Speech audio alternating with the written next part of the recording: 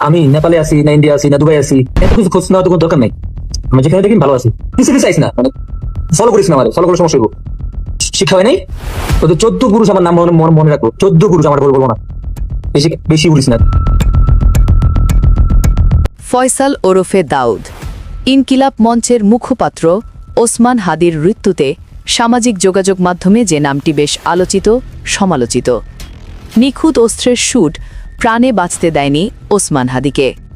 গতকাল সিঙ্গাপুরের হাসপাতালে শেষ নিঃশ্বাস ত্যাগ করেছেন ওসমান হাদি। ওসমান হাদির এই মৃত্যুতে আবারও শোকাহত বাংলাদেশ। তবে তার পরপরই এক লাইভ বার্তায় হাদির হত্যাকারী ফয়সাল হুঁশিয়ারি করে বলেন, আমার পিছে নেওয়া ছেড়ে দে, না হয়তো এর হিতবিপরীত আরও ভয়ঙ্কর রূপ ধারণ করবে। ইনকিলাব মঞ্চের এই মুখপাত্র ওসমান হাদির মৃত্যুতে বেশ সন্দেহের তীর ছুটে চলেছে প্রধান উপদেষ্টা ডক্টর ইউনূসের দিকে। সিসিটিভি ফুটেজ থেকে শুরু করে নানাবিধ তথ্য প্রমাণাদি থাকা সত্ত্বেও গ্রেফতার করেনি অপরাধীকে। এমনকি হাদি হত্যাকাণ্ড দেশের প্রধান নির্বাচন কমিশনার একটি বিচ্ছিন্ন ঘটনা বলেও উল্লেখ করেছেন। আইনশৃঙ্খলা অবনতি সুষ্ঠু পথের বাধা কিনা? আইনশৃঙ্খলা অবনতি হলো কোথায়? একটু মাঝে মধ্যে দুই একটা খুন খারাপি হয়, এই যে হাজির একটা ঘটনা হয়েছে, আমরা এগুলো বিচ্ছিন্ন ঘটনা বলে মনে করি। এই ধরনের ঘটনা তো সবসময় ছিল। আগে কি আহসানুল্লাহ মাস্টার খুন হয় নাই? এরকম তো অনেক আগে হয়েছে, ঘটনা তো অনেক আছে। আমাদের কিবরিয়া সাহেব, যে ফরমার ফরেন মিনিস্টার, কিবরিয়া সাহেব খুন হন নাই? ইলেকশন আসলে এই ধরনের ঘটনা হয় বাংলাদেশে, এগুলো নতুন কিছু না।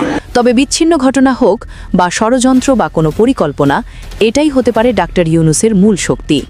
দেশেরই অরাজকতা পরিস্থিতি একমাত্র দেশের নির্বাচনকে পিছিয়ে দিতে পারে দেশের সার্বভৌমত্বকে বিনষ্ট করতে, এছাড়াও দেশের গণতন্ত্রকে ধ্বংস করতে। এটা পরিকল্পিতভাবে নির্বাচন পেছানোর এবং গণতান্ত্রিক যাত্রাকে বাধাগ্রস্ত করার একটা কৌশল বলে আমরা মনে করি। আমরা এর তীব্র নিন্দা জানাই এবং সরকারকে অনুরোধ করব যেন সকল ধরনের কঠোর আইনানুগ ব্যবস্থা গ্রহণ করে। তবে এখানে সরকার একটু সমালোচনা করতে চাই।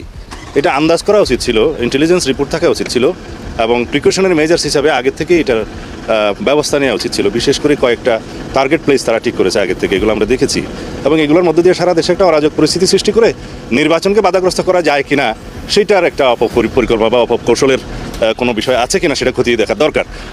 আইন শৃঙ্খলা বাহিনীকে দুর্বল বানিয়ে এই দেশকে বহির্রাষ্ট্র অর্থাৎ আন্তর্জাতিক মহলে একটি জঙ্গি রাষ্ট্রতে রূপান্তরিত করা। ষড়যন্ত্রকৃতভাবে হাদির মৃত্যুতে গতকাল রাতভর দেশের বিভিন্ন জায়গায় ভাঙচুর, লুটপাট, এমনকি আগুন জ্বালিয়ে দেওয়ার মতো ঘটনা ঘটেছে।